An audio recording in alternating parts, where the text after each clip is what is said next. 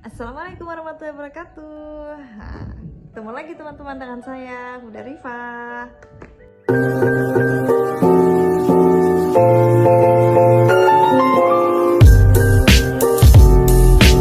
Hari ini saya akan bahas tentang apa saja sih hal-hal yang harus dilupakan para pengusaha. Masa lupa sih?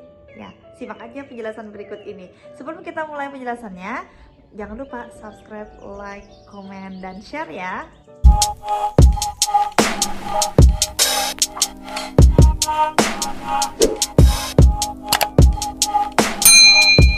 Gini teman-teman, apa sih hal-hal yang perlu dilupakan para pengusaha? Maksudnya bukan dilupakan sepenuhnya, maksudnya tuh gak usah dipikirin, gak usah diharapkan cepet, atau gak usah menanti-nanti, gak usah ditunggu-tunggu, pokoknya kerjain aja. Sering kan kita dengar let's do it atau talk less do more. Maksudnya sesuatu yang harus kita lupakan, jangan selalu diingat-ingat, pokoknya kita kerja aja gitu, jalanin aja, ntar insya Allah kita akan berhasil di waktu yang tepat. Yang pertama adalah pengusaha itu harus melupakan apa? Dia mengharapkan hasil dengan cepat.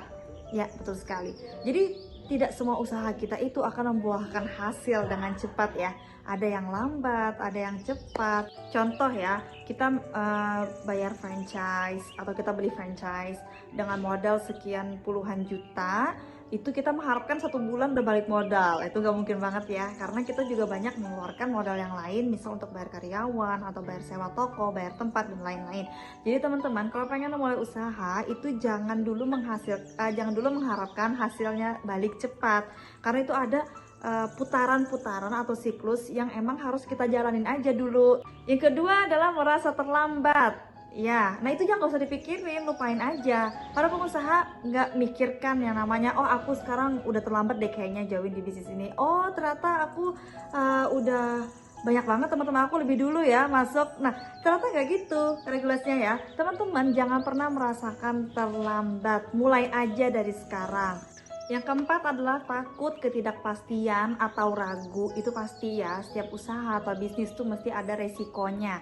Dan teman-teman pasti merasakan yang namanya ragu atau takut ketidakpastian apakah ini berhasil atau enggak ya. Tapi menurut saya sih, tetap kita itu mikir, jalanin aja dulu gitu. Lakuin aja, jangan banyak mikir. Karena sebenarnya sukses itu kalau sudah waktunya tepat ya, dia akan indah kok pada waktunya.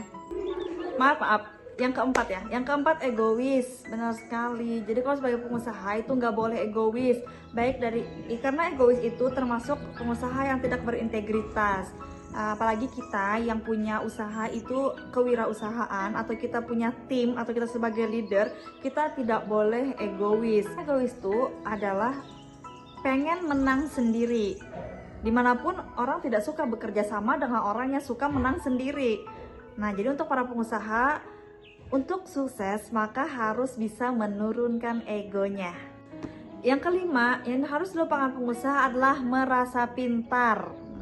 Ingat ya, benar. Kenapa? Karena kita sebagai pengusaha kita harus terus sering belajar.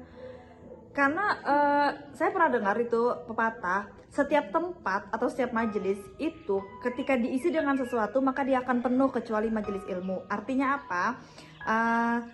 Untuk mengajar suatu ilmu, kita semakin belajar, maka kita merasa semakin bodoh.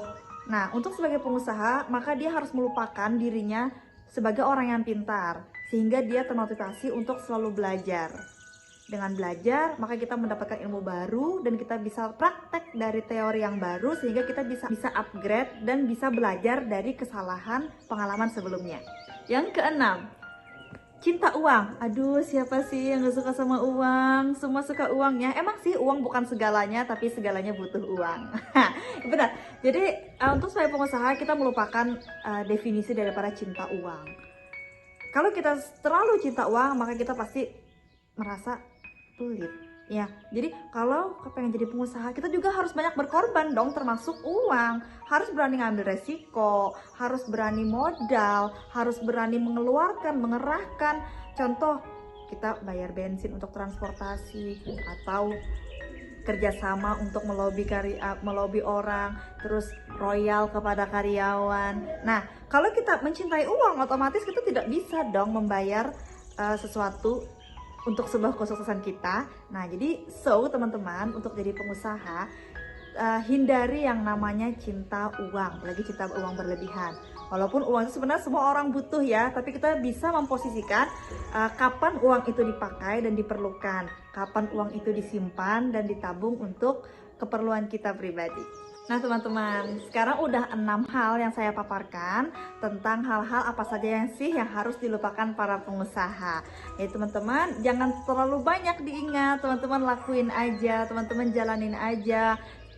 Yang penting prosesnya, hasilnya kita serahkan saja kepada Allah yang Maha Kuasa. Nah, sampai sini dulu. Terima kasih atas perhatiannya. Assalamualaikum warahmatullahi wabarakatuh.